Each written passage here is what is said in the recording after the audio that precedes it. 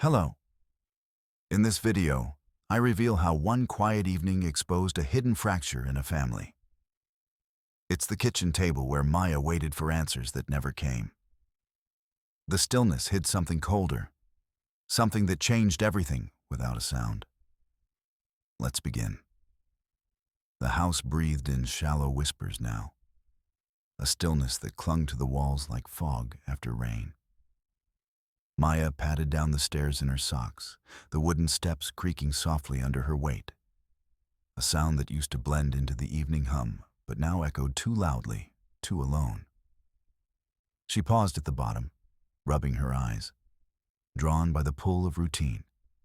Dinner at 7. Stories after baths. But the kitchen light flickered muted yellow, casting long shadows across the tiled floor. Mom, Emma, stood at the counter, slicing carrots with mechanical precision, her knife clicking against the board in even unyielding taps. Dad, Daniel, entered from the hall, his shoulders hunched as if carrying an invisible load. They didn't look up. He brushed past her to grab a glass from the cabinet, their arms nearly touching, but neither spoke. "No, how was your day?" No quick smile to bridge the gap. Just the slide of fabric, the faint scent of his aftershave mixing with her lavender soap. Then nothing. Maya watched from the doorway, her small fingers twisting the hem of her pajama shirt. Confusion bloomed in her chest, a fuzzy ache like when she'd lost her favorite doll and couldn't remember where she'd left it. Why the quiet? It wasn't anger. Not the sharp kind from last year's holiday fight. This was heavier, like the air before a storm that never broke. She slipped into her chair at the table, the wood cool against her palms. Plates clinked as Emma set them down, steam rising from mashed potatoes and chicken that smelled just like always. Dad poured water, his eyes fixed on the faucet's drip. Maya poked at her food, waiting for the spark. For Mom to ask about school, for Dad to tease her about the drawings she'd left on the fridge. But the silence pooled around them, thick and insistent, pressing on her ears until she wanted to fill it with words. "Is everything okay?" she almost said, but swallowed it back, the question lodging in her throat like a pebble. Then she saw it. On the edge of the table, half hidden by a napkin, a phone that wasn't theirs. Sleek black, no familiar case with the chipped corner from Dad's drop last summer. It hummed once, a low vibration that rattled the salt shaker, screen lighting up with a missed call from Elle.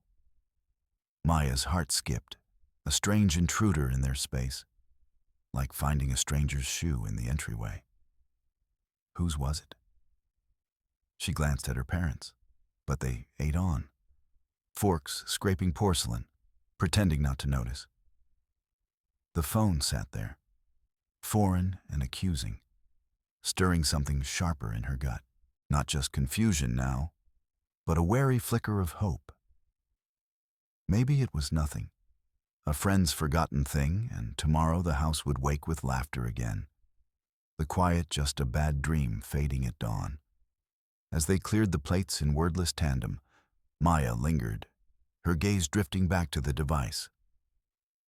How long could this hush hold them together, piecing the cracks with pretend normalcy? Later that evening, the evening air hung cool and still as Maya wandered the backyard path, her sneakers scuffing softly against the gravel. She'd slipped out for a walk to clear her head, the kind Mom always said was good for shaking off the day.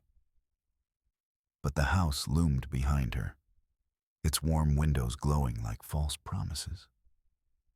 She paused near the side door, drawn by the low hum of voices from inside. Mom and Dad, their tones sharp and muffled through the wall. She shouldn't listen. But the half-open door caught her eye, a sliver of light spilling out like an invitation she didn't want. Maya edged closer, heart thudding, peering through the gap without pushing it wider. In the kitchen, Mom stood by the sink, arms crossed tight, her face pale under the fluorescent hum. Dad paced, phone clutched in one hand like a guilty secret. "We can't keep pretending," Mom whispered, voice cracking. "The tension's everywhere. What if she senses it?" Dad stopped, rubbing his temple. "Don't say anything to Maya. She's just a kid. We have to look normal for her sake." Maya's breath hitched. Normal. The word twisted in her chest, confusing as the shadows shifting across the floor. She pressed a hand to the doorframe, the wood cool and splintery under her fingers. Why were they talking like this? Like she was something fragile to hide from, not part of the family at all. The argument swelled, words tumbling faster. Guilt, lies, the need to keep it buried. Mom's voice rose. "If we don't hold it together, everything falls apart." Dad shot back. "That's why we stay quiet. Protect her." Confusion flooded Maya, hot and disorienting, like stepping into a room that had rearranged itself while she blinked. Her parents, always the steady ones, now plotting silence around her? She wanted to burst in, demand answers, but fear glued her feet. Instead, a quiet resolve built, anxious and insistent, pushing against the panic. Why exclude her? What were they really saying behind that door? She backed away, the half-open gap swinging slightly in the breeze, sealing their words inside. The house felt less like home now, its peace a thin veil over something sharper. Could she still trust the quiet evenings, when the people she loved most wore masks she couldn't see through? The next afternoon, Maya slipped into her father's study, the door creaking just enough to echo her quickened breath. The room smelled of stale coffee and old books, a place she'd always tiptoed around, respecting its quiet authority. But today, the house felt too still, her parents' voices absent like ghosts who'd fled the afternoon light. She wasn't supposed to be here. Rules whispered in her mind. Stay out. Don't pry. Yet the pull was stronger. A nagging itch from the half-heard arguments, the way Dad's phone buzzed late at night. Her fingers trailed the desk, nudging aside a stack of papers. There, tangled in a drawer like a discarded secret, was one earbud. White, solitary, its cord frayed at the end. Half-paired headphones, the kind they used to share for movie nights, back when laughter filled the living room. She picked it up, the rubber cool against her palm, and turned it over. Connected to nothing, listening to half the world. A faint battery icon blinked on her own phone as she paired it instinctively, the device syncing with a soft chime that made her heart stutter. She scrolled through Dad's missed calls, her thumb trembling. One voicemail, time-stamped yesterday. She pressed play, holding the earbud to her ear, the other side empty, amplifying the void. "Emma, it's me." Dad's voice crackled, low and urgent, not the warm tone he saved for bedtime stories. "I can't do this at home anymore. Meet me at the cafe on Elm, 7 sharp. We need to talk, really talk, before it all unravels." A pause, heavy with what wasn't said. Don't let Maya suspect. She's too young for this mess. The message ended with a click, leaving silence that pressed in like a weight. Maya's hand dropped, the earbud dangling from her fingers. Trust, that fragile thread she'd woven through every quiet dinner, every forced smile, snapped taut. Dad, her dad, with the goofy jokes and strong hugs, was sneaking away. Meeting Mom?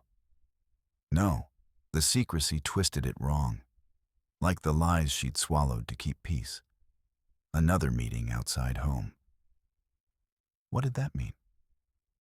Her chest tightened, breath shallow, as the room blurred. She wasn't imagining the distance anymore. It was real, carved in his voice.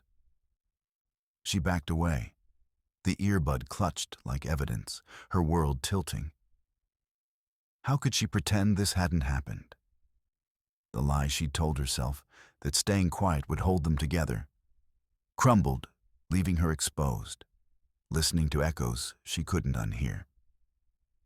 A few days later, at school, the counselor's office smelled of old books and faint chamomile tea, a quiet haven squeezed between the school's buzzing hallways. Sunlight slanted through half-drawn blinds, casting striped shadows on the worn wooden desk.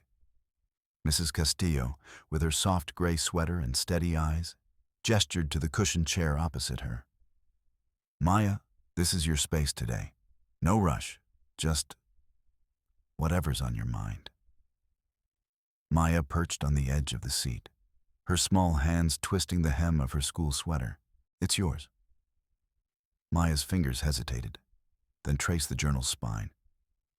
It felt like a door, half open, inviting her in. She flipped it open, the blank page staring back like a mirror. It's like they're pulling away. Dad comes home late, smells like coffee from somewhere else. Mom stares at the wall when he talks, and I hear them through the door at night. We can't tell her. She's just a kid. But it hurts, Mrs. C.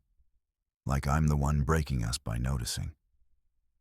Her words tumbled out, raw and halting, each one chipping at the silence she'd clung to. Distrust flickered. Could she trust this woman when her own parents built walls? Mrs. Castillo leaned forward, her presence a steady anchor. "Noticing isn't breaking, Maya. It's brave. What do you feel when you hear that?" The journal lay open between them, a confessional bridge. Maya's breath steadied, the knot loosening into something sharper. Resolve. "I feel alone. Like if I speak, it'll make it worse. But if I don't..." She trailed off, pen hovering. The question hung unspoken. Could she trust any adult who demanded silence while hiding their own cracks? In that moment, the journal wasn't just paper. It was her voice, emerging. For the first time, the pressure had a name, and Maya felt the stir of power in speaking it. That same week, back in her room, Maya sat cross-legged on the worn carpet of her bedroom, the family photograph cradled in her small hands like a fragile secret. The frame was simple wood, polished to gleam under the afternoon light slanting through the blinds, much like the way her parents posed in public, all smiles and linked arms at the community picnic last summer. From across the room, it looked perfect. Mom's laugh frozen mid-bloom, Dad's hand on her shoulder, Maya's gap-toothed grin sandwiched between them. But up close, the truth spiderwebbed out. A hairline crack ran from the corner of Dad's eye, invisible unless you tilted it just right, catching the light like a whispered accusation. She traced the fissure with her fingertip, heart quickening. At home, the cracks weren't hidden in glass. They hummed in the air. Late-night murmurs from the kitchen, Mom's phone silenced too abruptly, Dad's footsteps pausing outside her door as if deciding whether to knock. Last night, she'd heard it again. The low hiss of their voices behind the half-open study door, words like, "We can't tell her," slicing through the quiet. Maya had pressed her ear to the wall, breath held, pretending to sleep. But pretending was getting harder. The lie she'd clung to, that if she stayed quiet, behaved, the warmth would return, felt thinner now, like the photo's facade. Her resolve hardened, a quiet fire in her chest. No more watching from the edges. She needed to speak, to ask why the smiles in the frame didn't match the shadows at home. Who was keeping up the act? Grabbing her confessional journal from under the bed, the one Mrs. Castillo had given her, its pages a safe harbor for truths too heavy to voice aloud. Maya flipped it open. The pen scratched across the paper, words spilling like overdue confessions. The picture looks whole, but it's broken inside. They smile for everyone else, but at night, they whisper about hiding things from me. Why? If I say it out loud, will it fix the crack or make it worse? She paused, staring at the ink blurring slightly under her thumb. The journal felt like an ally, turning her swirling thoughts into something solid. A choice. Stand in the fracture or keep pretending it wasn't there. Mrs. Castillo would listen, wouldn't she? The counselor had said Maya's voice mattered. That silence only made the hurt echo louder. But as Maya closed the journal, the photo's cracks seemed to widen in her mind, the smiles mocking her. Could you trust a smile if it hid behind a crack? The tension built until dinner that night. When the kitchen light hung low, casting shadows that clung to the edges of the wooden table like unspoken words. Maya sat rigid, her small hands gripping the arms of her chair, the resolve in her eyes sharp as a held breath. She'd overheard the voicemail last night. Dad's voice, low and urgent, arranging something away from home. It burned in her chest, demanding release. Dad, why were you on the phone so late? With who? Her voice was steady, a child's determination cutting through the dinner's remnants. Daniel paused, fork midway to his mouth, his smile practiced but thin. Maya, honey, it's just work stuff. Big project at the office, deadlines piling up.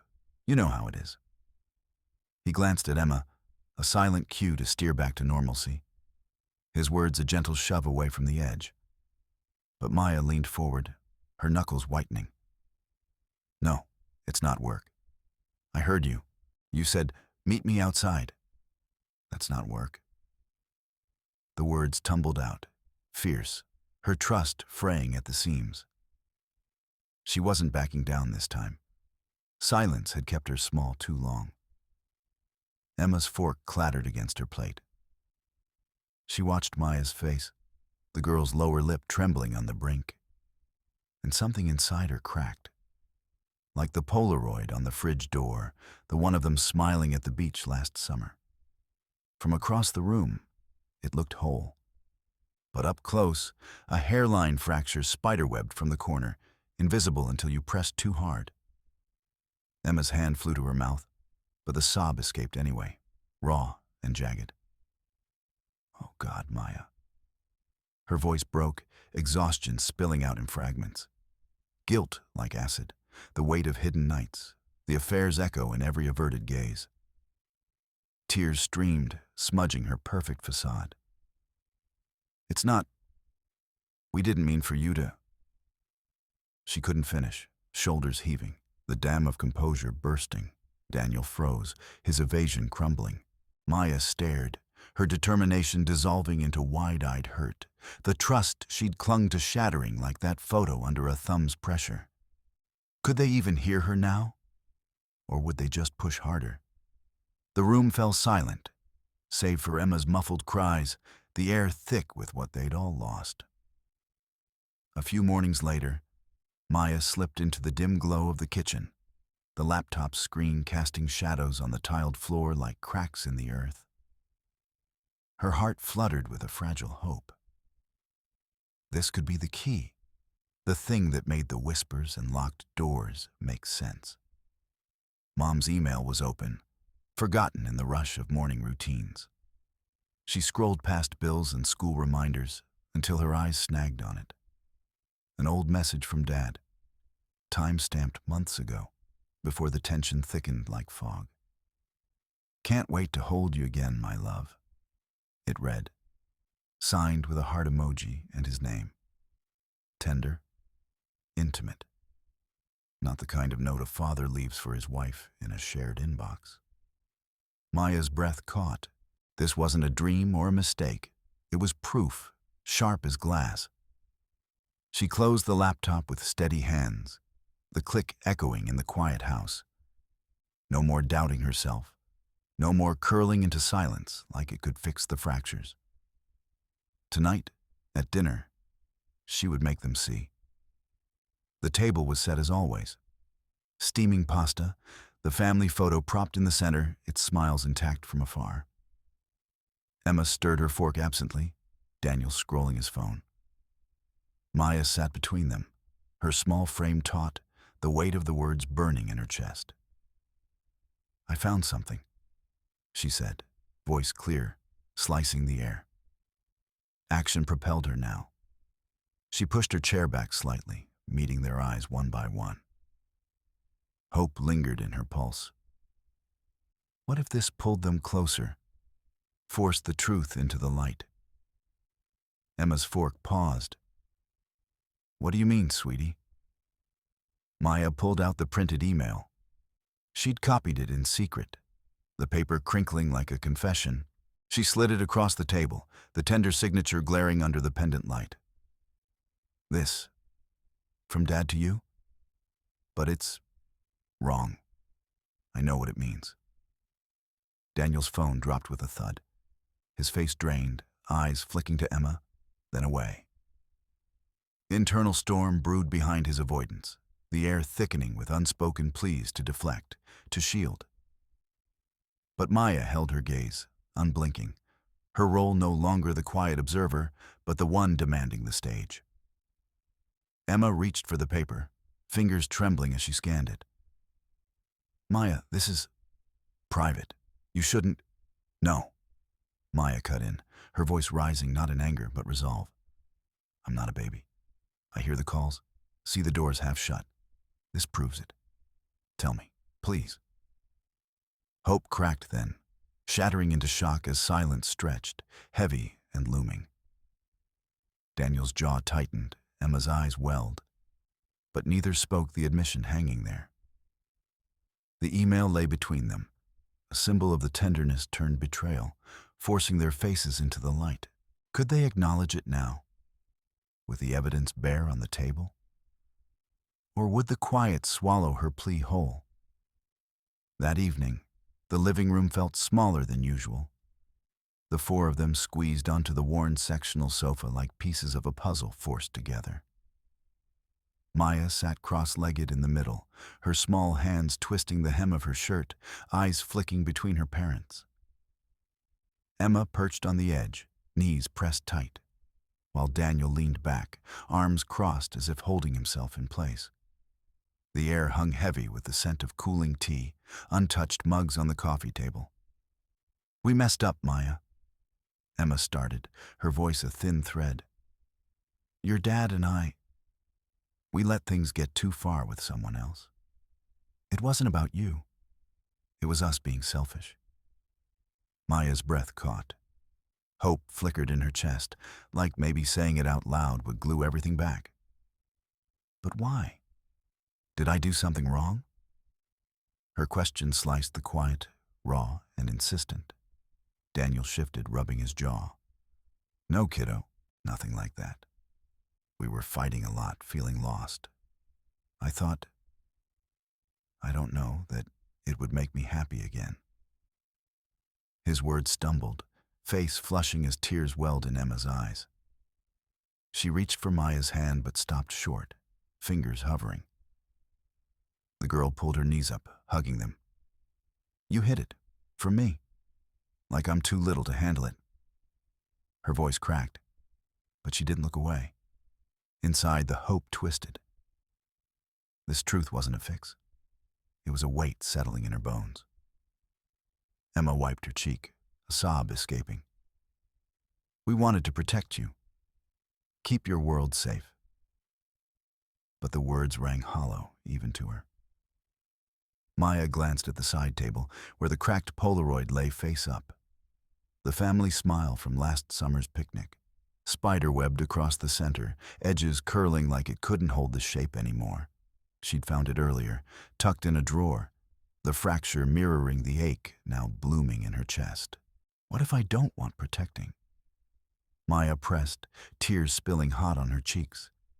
What if it hurts more pretending? Daniel finally uncrossed his arms, leaning forward, his avoidance cracking too. The room pulsed with their shared breaths. Awkward pauses stretching, then filling with halting truths. No one rushed to comfort. The pain just sat there, unshielded, demanding they feel it. Could they bear it raw, without the old walls? The question lingered, unanswered, as the Polaroid split grin watched from the shadows. The following day, Maya pushed open the door to Mrs. Castillo's office, the familiar creak echoing like a hesitant breath. The room felt smaller today, or maybe it was her, 10 years old, carrying the weight of words she'd never asked for. She slid into the worn armchair, knees tucked up, staring at the carpet's faded patterns. Mrs. Castillo waited, her pen poised over the confessional journal, eyes steady as a lighthouse. "I went back home," Maya started, voice thin but steady. "To the living room. They were both there, sitting on the couch like they were waiting for a storm to pass. I asked them straight, why the messages, the whispers, and Dad said it first. We messed up, Maya." Mom nodded, tears in her eyes, but she didn't look away. "They told me about her, the other one. It wasn't a fight or anything big. Just quiet, like admitting the sky's blue, but it hurts anyway." She paused, fingers twisting the hem of her sweater. Hope flickered in her chest, a small flame against the chill. Maybe this was the door cracking open, the half-open one she'd peeked through so many times. But then the words tangled. "They hugged me after, said everything would be okay. Like that fixes it. They keep waiting for me to smile, to calm down and pretend. But I don't feel calm. I feel exposed. Like the conversation left me standing there without a coat in the rain. They want me to stop hurting so they can stop seeing it." Mrs. Castillo leaned forward, her reflection catching in the small mirror on the wall behind her desk. A simple thing, framed in chipped wood, showing Maya's wide eyes staring back at her own uncertainty. "What do you need, Maya?" Not what they think you need. Maya glanced at the mirror, her face fragmented there, half-shadowed. It pulled at her, that split image, urging her to see the whole. Internal pressure built, a knot of fear she'd hidden too long, fear that speaking it would make her the problem. But no more silence. That was the lie she'd outgrown. "I need them to feel it with me," she said, the words tumbling out clear and raw. Not just say sorry or pat my head. To sit in the hurt like it's ours, not just mine to swallow. To know I'm not alone in it, even if it scares them. Mrs. Castillo nodded, her gaze warm through the mirror's edge. "That's a strong need, Maya. And it's yours to name. When you talk to them next, say it just like that. Let them hear how being felt builds the bridge back." The room held the weight of it. Maya's hope sharpening into clarity, the question lingering unspoken. How do you make them feel the ache without it swallowing everyone whole? Finally, that night in the living room, light hung low, casting long shadows over the cracked Polaroid on the mantel. Its fracture a silent reminder of what they'd shattered. Maya sat cross-legged on the rug, her small hands twisting the edge of her sweater, heart thudding like a trapped bird. Emma and Daniel flanked the couch, their knees almost touching but not quite. The air thick with the scent of cooling tea and unspoken doubts. Tonight, they said, would be different. No more half-open doors, no more voicemails vanishing into the night. "We promise," Daniel started, his voice steady but eyes flicking to the floor.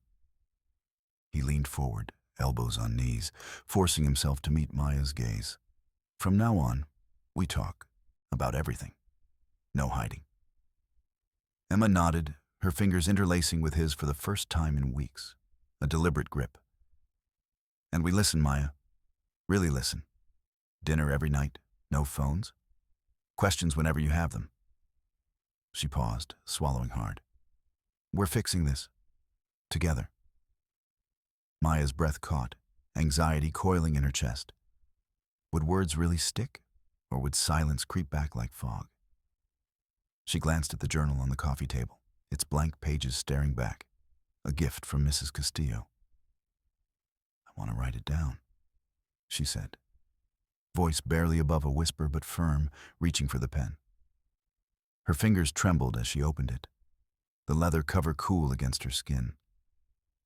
This was her space now, confessional and real, where hurt could spill without apology. As she scribbled her first line, "Today they said honest. I said I needed too." Emma slid closer, reading over her shoulder without invading. "That's good, sweetie. Tell us more." Daniel echoed her, his hand hovering before resting lightly on Maya's arm. The room shifted, actions weaving a fragile net. Emma pouring fresh tea, Daniel clearing the table of old magazines, Maya adding another sentence, her words anchoring the quiet. Laughter bubbled unexpectedly when Maya asked about the Polaroid. "Can we frame the crack?" And they agreed, no deflections. But in the pauses, the question lingered. What would hold this honesty when silence had been their habit for so long? The journal lay open, pages filling slowly, as the house breathed a tentative rhythm. Doors fully ajar, voices rising steady.